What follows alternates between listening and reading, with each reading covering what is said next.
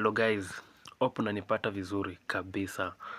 Hapo kuna HB Kenya, ama ukienda pale YouTube tu search B Kenya, or handle yetu utaipata kama @B Kenya. So wengi mmekuwa mkiuliza daktari mkuu alienda wapi? Kwani ni nini kinaendelea katikati ya daktari mkuu? Msishangae sana kwa sababu niko hapa kuwaletea good news. Niko hapa kuwaletea mambo mazuri, good news zenye ambazo mimi nawaletea ni good news za kwamba daktari mkuu yupo, na daktari mkuu yuko tayari na anawapangia mambo makuu zaidi. Kama mnavyomjua, daktari mkuu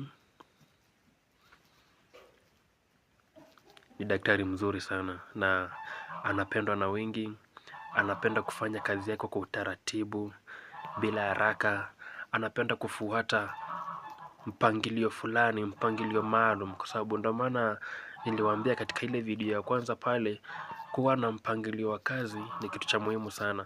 Unapokosa mwelekeo katika mwanzo wa kazi, au mpangilio maalum katika kazi yako, itafika pahali katikati, wakati kazi imechacha, wakati kazi inataka a lot of attention, mambo haitaenda vizuri na kila kitu kitaweza kusambaratika.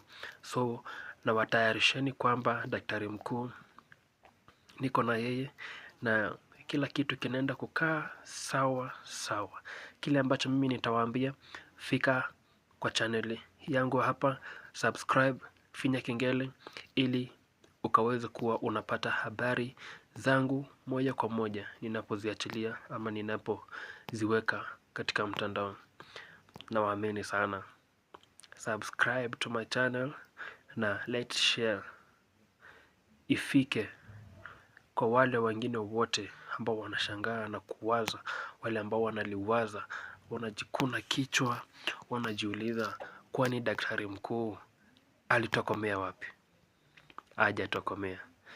Na wasihi mkaweze kusubscribe ili tukaweze kujua hali itakavyokuwa, tukaweze kutengeneza mawingu.